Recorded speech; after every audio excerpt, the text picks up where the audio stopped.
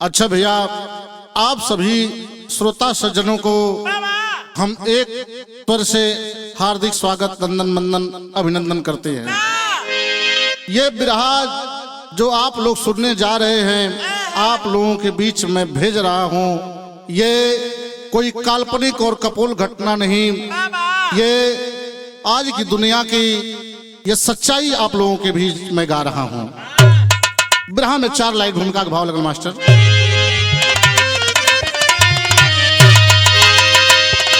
करे कब्र में सो गई जा मनौता भियारो, विश्वास का उठ गया है जनाजा। पापी कुकर्मी बने ऐसे ढोंगी, समय ने भी ऐसा किया है तकाजा। दे करके झांसा जो करते तमाशा, दौलत की ढेरी का बन बैठा राजा। दीनेश रोता हृदय किस डगर पर चलूं मैं, बेगुनाहों की अर्थी को जालिम साजा।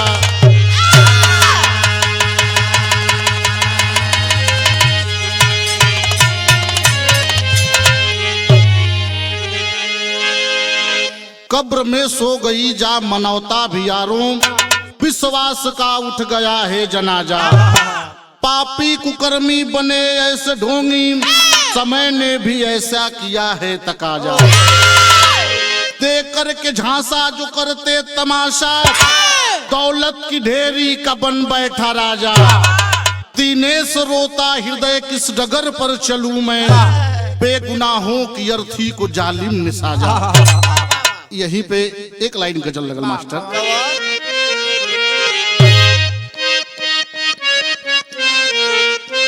क्या बात है, बात भैया बहुत बढ़िया। वह गजल बका करे केसर का गंध लेके, करे केसर का गंध लेके पुरवा चलल रहे।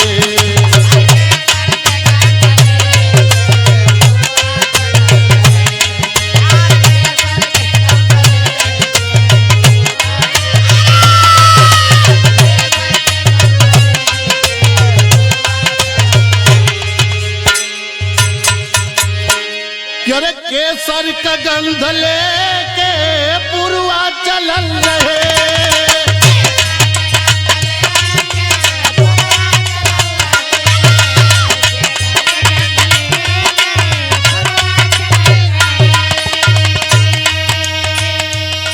कि देखली हम इनके घरवा के, देखली हम इनके घरवा के खिड़की खुलल रहे।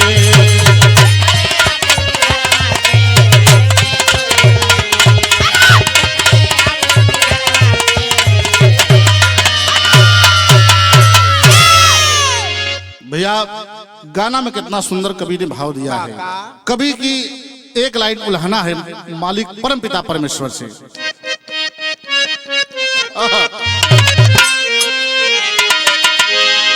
कि मालिक धरा पर देखो, कि मालिक धरा पे देखो कैसा ये हो रहा।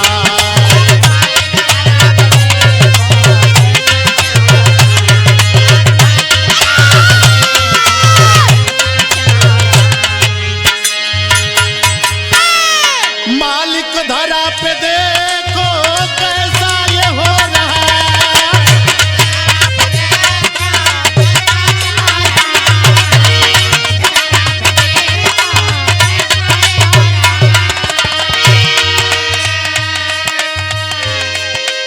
इंसानियत तो छोड़ो, यार इंसानियत तो छोड़ो, हैवान रो रहा है।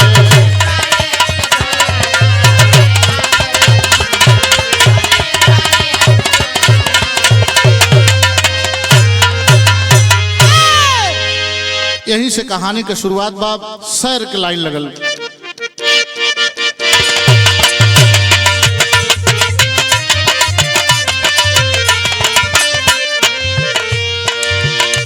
खुदाई रो रही है आज इस जमाने में।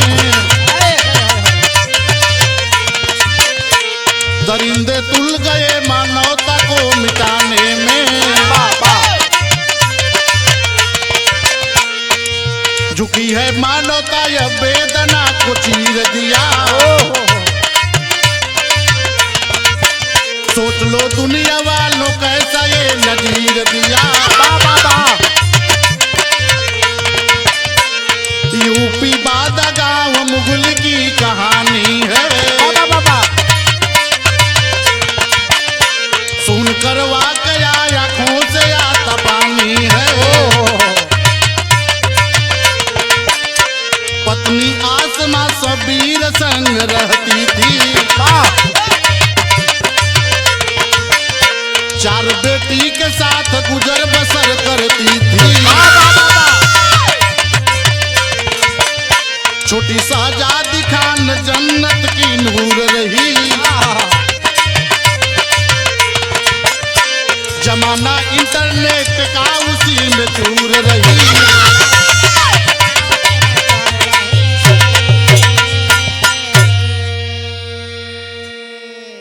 भैया ये कहानी अपने सूबे उत्तर प्रदेश के जिला बांदा के गांव गोयरा मुगली की कहानी है। एक दंपत्ति अपनी गरीबी में गुजर बसर करते थे। वो दंपत्ति का नाम शब्बीर और पत्नी का नाम आसमा रहल। जेके मालिक 4 गो बेटी देले रहला, लेकिन 4 बेटी में सबसे छोट बेटी शहजादी बहुत खूबसूरत रहल। लेकिन बचपने बा अभी लड़कैया की उम्र कक्षा 8 में जब पढ़त रहलू बिटिया, पतीला में पानी गर्म करके लेके आवत रहल और पानी जब जमीन पे छूट गए बा हाथ से गिरल, छटक के चेहरा खराब हो गए। उतनी सुंदर लड़की मायूस हो गई कि हम जिंदगी जियब कैसे। लेकिन अपने जीवन में सपना सजौले बा, वही चेहरा के लेके अपने जीवन का सपना सजावत बा। एक छोटा बैंक, रोटी बैंक समाज सेवा संस्था में काम करे लगल। जब काम करे लगल तो इंटरनेट का जमाना बा और मीडिया के माध्यम से फेसबुक आईडी अपन खोलले बा। और फेसबुक आईडी का पन्ना पलटत पलटत एक जिंदगी के पन्ना पलट गया। जब जिंदगी का पन्ना पलटत कैसे बा, वह विराह में तज लगल।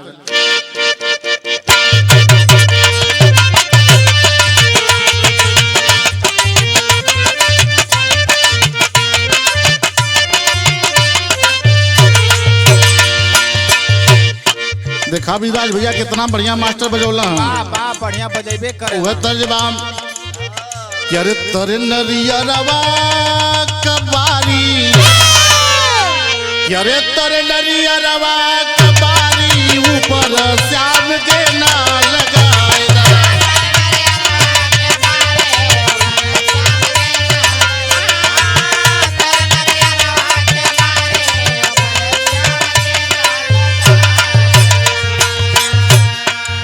लेकिन मास्टर साहब वो लड़किया के फेसबुक पर पन्ना पलटत, जिंदगी का पन्ना पलटत बा कैसे। अरे शहजादी भैली दीवानी, अरे शहजादी भैली दीवानी बड़ा दिहली आगे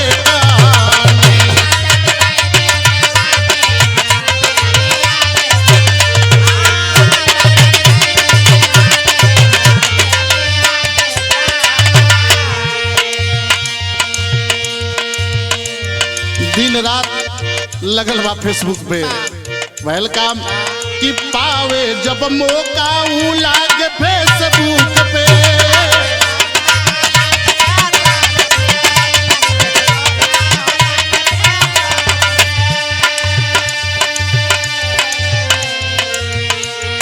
पावे जब मौका ऊ लागे फेसबुक पे।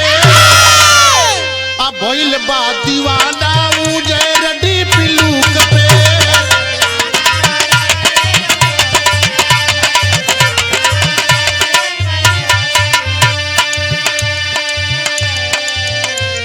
भैया वो फेसबुक पे तमाम लोगन के फ्रेंड रिक्वेस्ट भेजत बा। उजैर नाम का लड़का अपने उत्तर प्रदेश आगरा जिले का रहने वाला मंडी थाने का उजैर फ्रेंड रिक्वेस्ट भेजले बा ओके एक्सेप्ट कर लेला। जब स्वीकार कैले बा तब का भाई वेलकम। क्या रे उमड़ल जवानी का पानी, क्या रे उमड़ल जवानी का पानी बढ़ा दिहलिया के कहानी।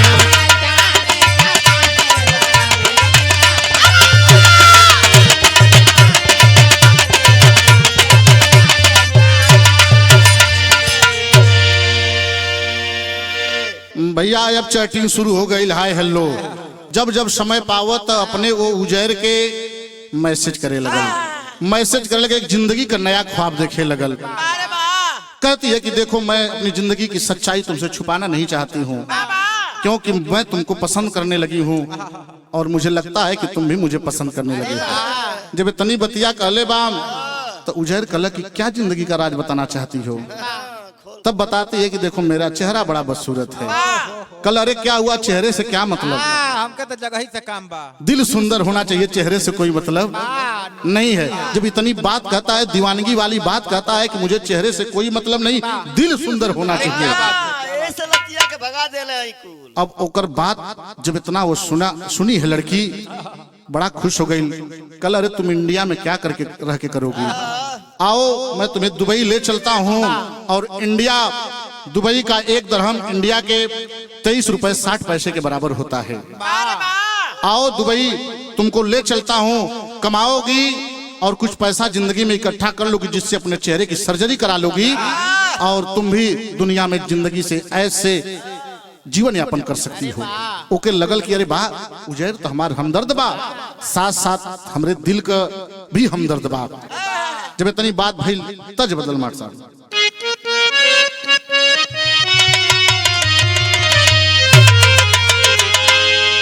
कि अरे गवना करा के सैया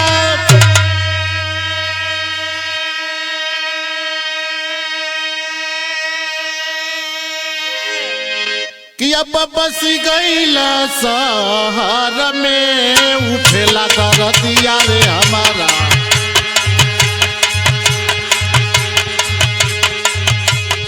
उठेला दरदिया रे हमारा, गतरे गतर में उठेला दरदिया रे हमारा।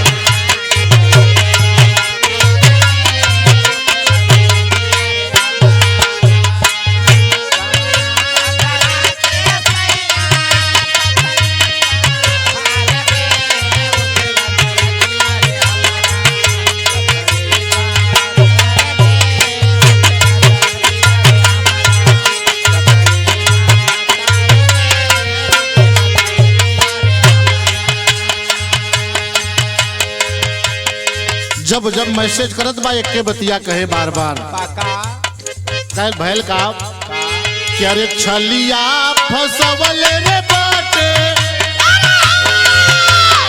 क्या रे छलिया फसवल रे बाटे।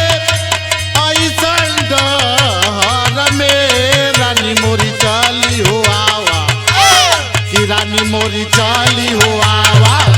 बम्बई शहर में रानी मोरी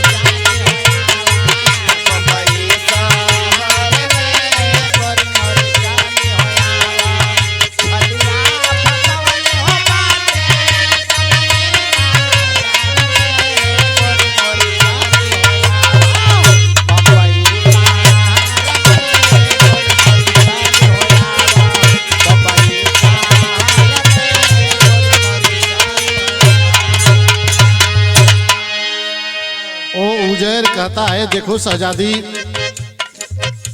तुम एक काम करो कि बंबई चली आओ। और ये बात तुम्हें मैं जब से बात कर रहा हूं तुमसे फेसबुक के माध्यम से बता चुका हूं कि बंबई से तुम्हें दुबई ले चलूंगा, जहां तुम्हारा सपना पूरा होगा। बार बार रिक्वेस्ट करने के बाद शहजादी करती है क्या, शहजादी मनली बतिया,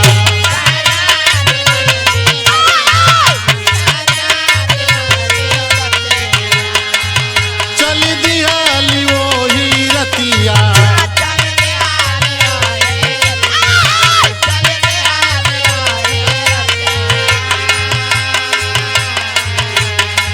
सपना सजावे लगली, सपना सजावे लगली अपनी नजर में। रानी मोरी चली हो बम्बई शहर में, रानी मोरी चली।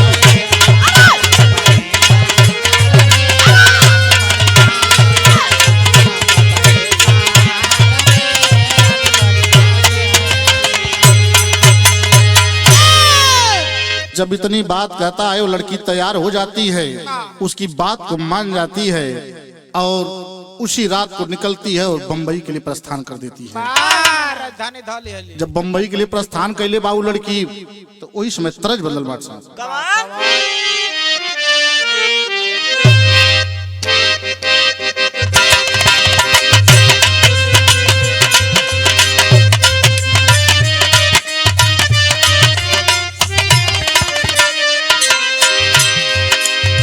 कोनो लड़का कोनो लड़की के सौदा बना चुना के जात बा वही पे बात कहत बा का सौदा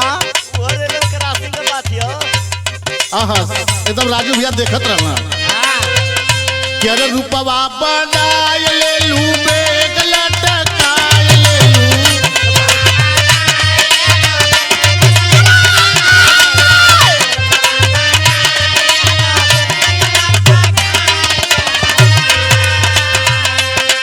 कि रूपवा बनाय ले लू बेग लटकाय ले लू।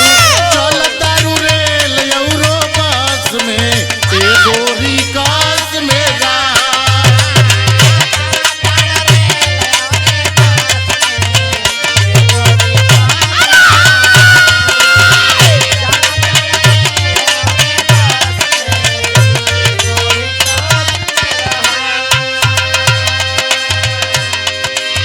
लेकिन बिहार में का भाव लगत बा कि अरे बम्बई में आई गई गोरी आया गाय गई।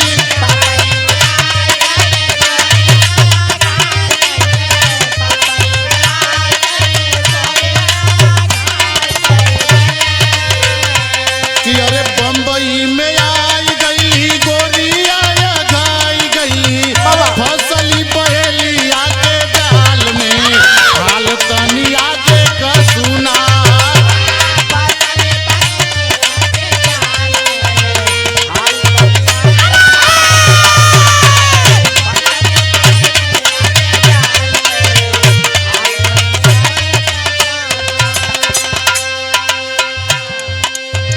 बम्बई पहुंच गई वो उजैर अपने फेसबुक मित्र के कहले पर बम्बई पहुंच गई आ जाके उसे मुलाकात करत हई। ओकरे बाद कैले काऊ पासपोर्ट वीजा छलिया दिया बनवाई हो।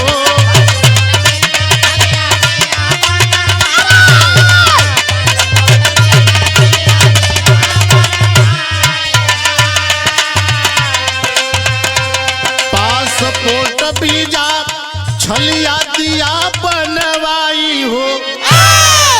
दोनों फ्लाइट से दुबई गई आई हो।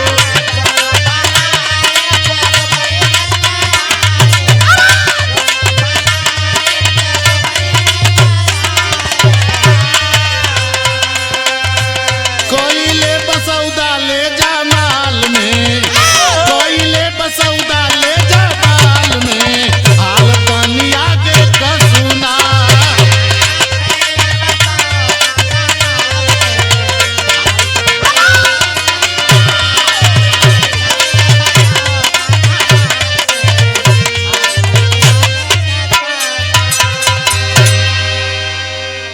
भैया लोगन उजैर के कहले पर जब बम्बई पहुंच गई बा लड़की शहजादी जा करके पासपोर्ट बनवा देता है और 2020 में पहली यात्रा उसकी दुबई के अरब अमीरात शहर अबू धाबी पहुंच जाती है। और वहां जब लेकर के जाता है तो उजैर के दूर के रिलेशन में उसके बुआ और फूफा रहते थे दुबई में, जो विद्यालय में प्रोफेसर थे। उनको एक नौकरानी की जरूरत थी, ले जाकर के पैसे में सौदा कर देता है। उसका यही काम था लड़कियों को फंसाना और ले जाकर के पैसे दौलत में बेच देना। लेकिन टेरी के भाव लगल माट साहब भैल का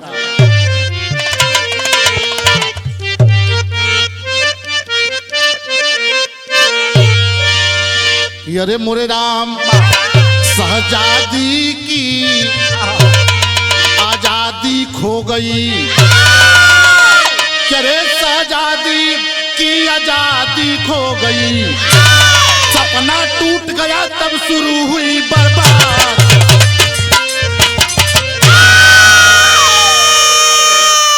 शहजादी की आजादी खो गई, सपना टूट गया तब शुरू हुई बर्बादी। वो लड़की जब पैसा में बेच धले बा, नाबिया और फैज नाम के उसके मालिक दुबई के जो प्रोफेसर हैं उनको बेच देता है। तो हुआ क्या,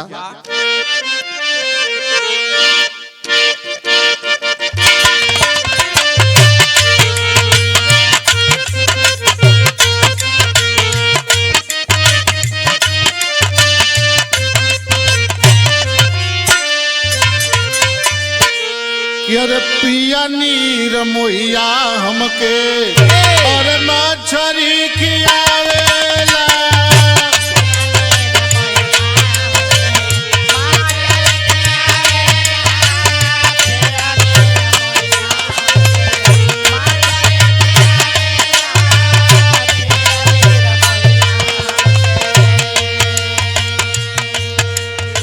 लेकिन बैल का किस्मत कमारी प्यारी, किस्मत कमारी प्यारी और दिलवा बितावेली, किस्मत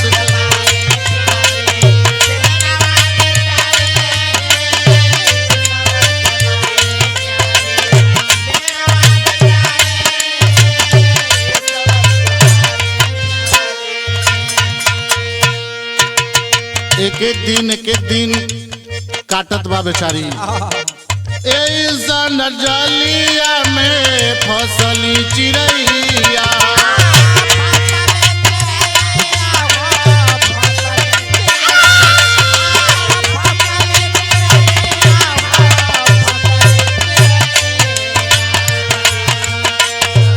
ऐसा नजलिया में फसली चिड़ैया, आवे ना रोआई कवनो सूझे ना उपैया,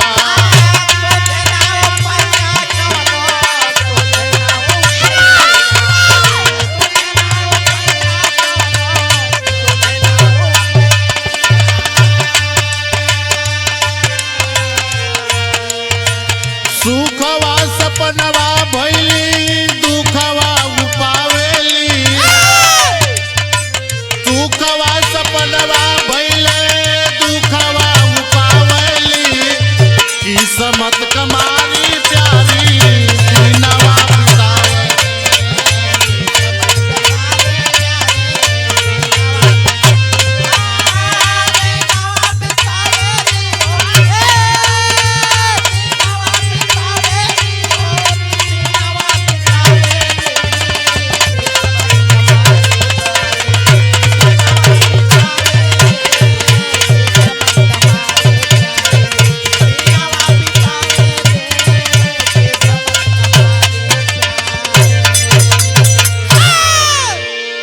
भैया वो लड़की अबू धाबी में नाबिया और फैज के यहाँ रहने लगी। आए दिन कभी उसका अश्रु सूखा नहीं, हमेशा आंखों से जलधार बहती रही, सोचती रही। और जुलाई 2020 में नाबिया गर्भवती होती है और गर्भवती जुलाई 2020 में नाबिया अपने गर्भ से एक बच्चे को जन्म देती है। नाबिया जो सेठ सेठानी था, नाबिया जुलाई 2022 में एक बच्चे को जन्म देती है और उसी बच्चे का देखभाल शहजादी के जिम्मे लगाया गया था, ताकि हम दोनों पति पत्नी प्रोफेसर ड्यूटी जा सकें, तब तक ये शहजादी देखभाल करे और हम लोग ड्यूटी से आ सकें। वाकया समय गुजरा, वो लड़का धीरे धीरे 4 महीने 20 दिन का हो गया और उसको प्रथम टीका लगना था। जब टीका लगता है, लड़के को बुखार आ जाता है। टेलीफोन द्वारा जब नाबिया को सूचना दी जाती है तो नाबिया कहती है तो मामूली सी बात है, और उसके बाद नाबिया जब आती है तो अगले अंतरा में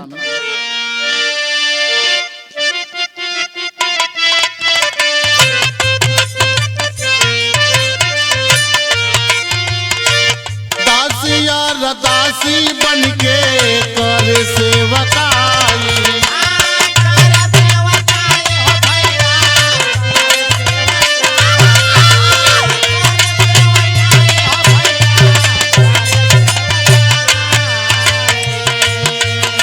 लड़की बेचारी जिस दिन टीका लगता है जब खबर जाती है कह देती है मामूली सी बात है, और आकर देखती है कि दासी और दासी बनके कर सेवकाई, मालिक का ललनवा एक दिन गईल पराई।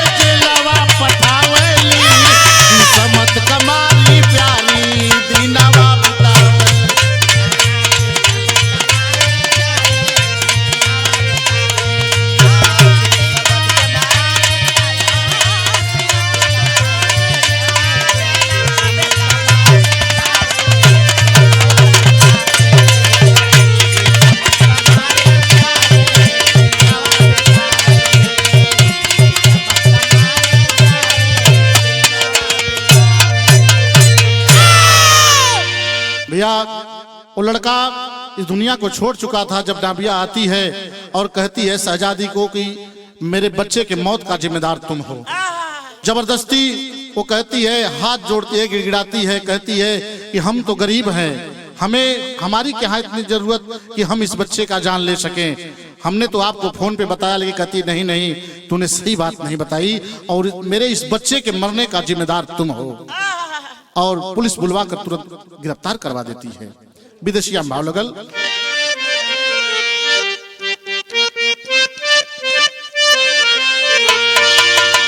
कि सोचे शहजादी रोई, ये बाबू जीवन की आजादी खोई, कौने कलम से लिखाइल की सहमति,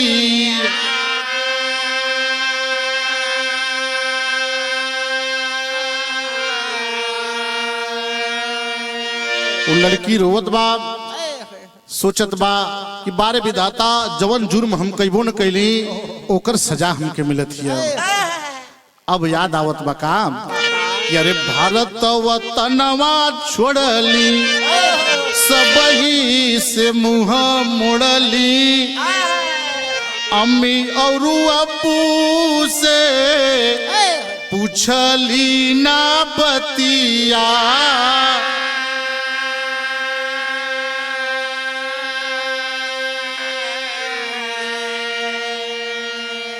रोवत बा कहत बा कि हम अपने अम्मी और अब्बू से यहाँ बम्बई से दुबई के सफर में करे से पहले काहे ने एक बार पूछ ले तब मुकदमा का खुलल फाइल, ये बाबू 2025 आइल, फैसला सुनवले बाटे सरकार घतिया,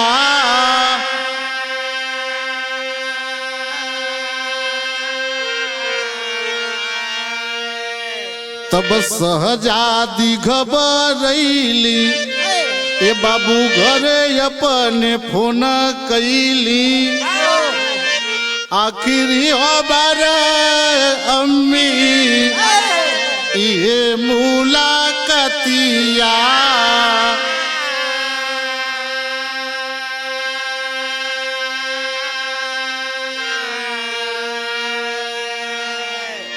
चौदह फरवरी 2025 को कोर्ट का कैप्टन जाता है और कहता है, वहां तो उसने अपील किया, वहां लोकल की अदालत से लेके हाई कोर्ट सुप्रीम कोर्ट तक, लेकिन वहां पे बिराने देश में अपना कोई नहीं है। पैरवी कमजोर होने के नाते इसको मौत की सजा सुना दी गई।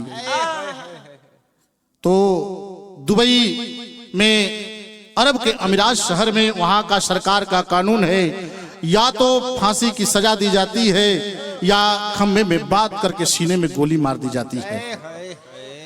14 फरवरी 2025 को कैप्टन जब पहुंचता है, कहता लड़की कल तो तुझे मौत की सजा दी जाएगी, तेरी आखिरी इच्छा क्या है? कहती है लड़की पपट भाव लगल,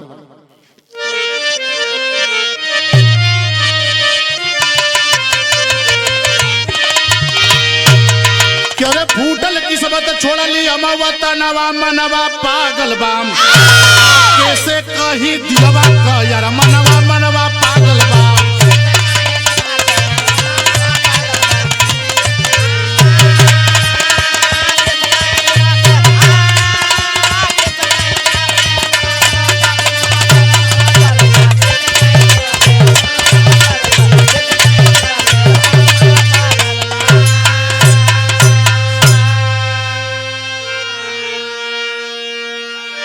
कल ये साहब कैसे हम अपने बात कहीं, बस एक बार हमरे घरे बात करा देता।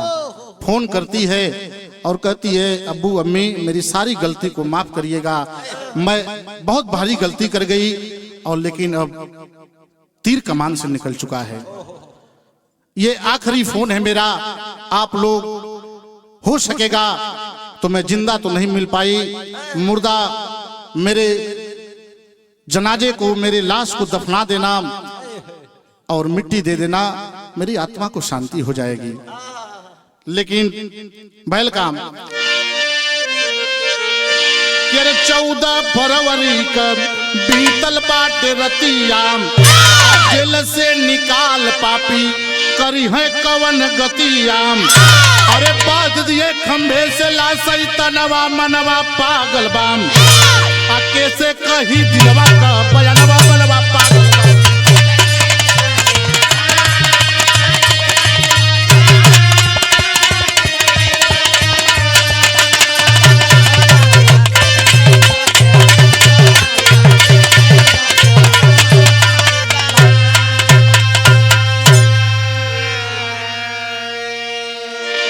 बाबूजी 14 फरवरी की रात बीत जाती है, 15 फरवरी को कैप्टन आता है और लेकर जाता है, खम्भे में बांध करके सीने में गोलियों से भून दिया जाता है। वो अपने भारत वतन की लड़की शहजादी, चाहे भले ही हिंदू हो या मुसलमान हो, वो हमारे भारत देश की तो बेटी थी। आलाम भाव लगल भैल का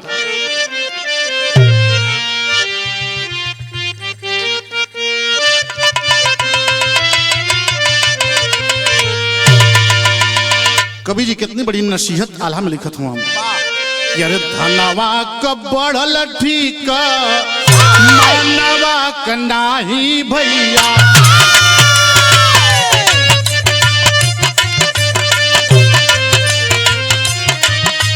जेकरा के जाने आई सकल सनसा,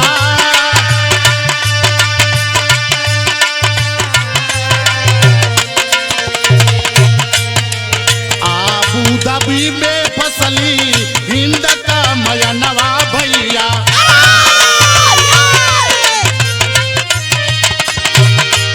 सूझ जा उपाय गिरे आंसुअन का धार,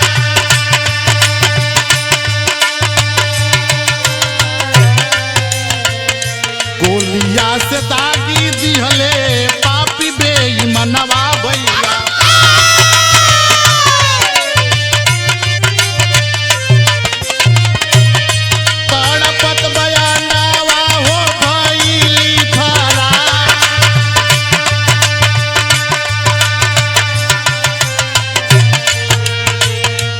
दिन बाद आइल घरवा खबरिया भैया, रोवे अपुआ में अपने रियारा के था,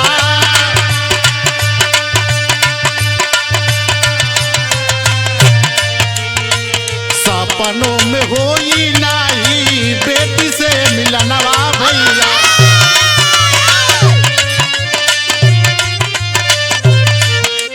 कैल कैलस बदाता नाही भारत सारा का। आजा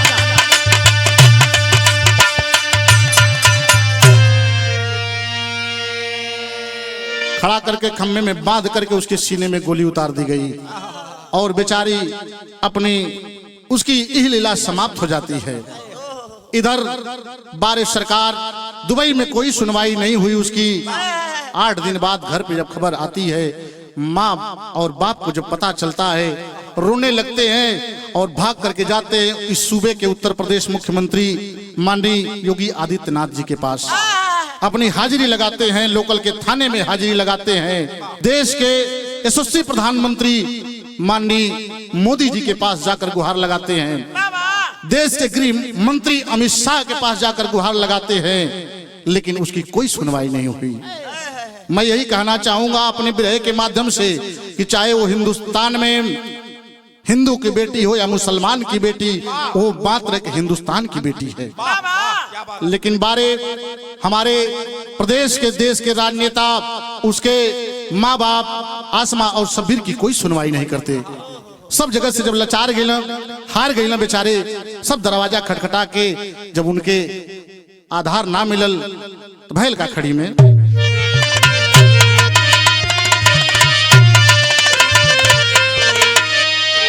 करे जान बुझ के करी है जे मनमानी भैया, तब जइहे नरक कुंड में वो कर जिंदगानी भैया।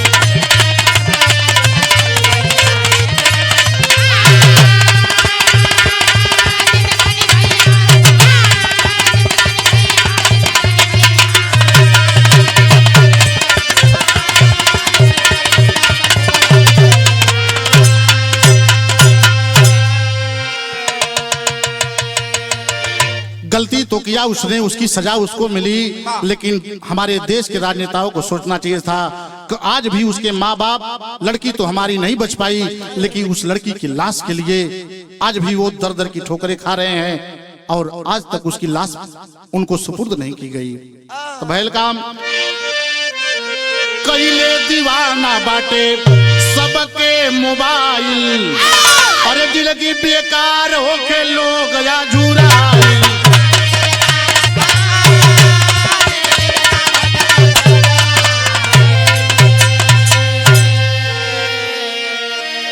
करे दफन हो गई यूपी का जरानी भैया, तो जइहे नरक कुंड में वो कर जिंदगानी भैया।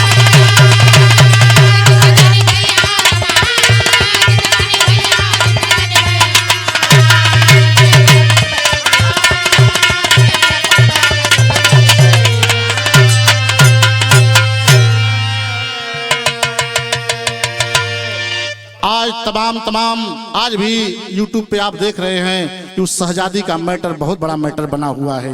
मेरे कहने का बस एक ही मकसद, एक ही मतलब है कि वो हिंदुस्तान की, चाहे हिंदू की बेटी हो, मुसलमान की बेटी तो हिंदुस्तान की हुई। लेकिन कहना है क्या कि दरगाही बच्चा सिंह महाराज चौहारी,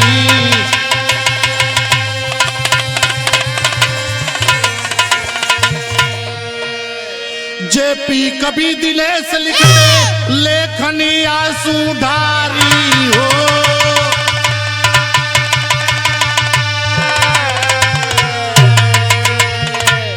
क्या रे आजादी की आजादी खो गई, क्या रे आजादी की आजादी खो गई, तो यादों संजय लाल सच्चाई को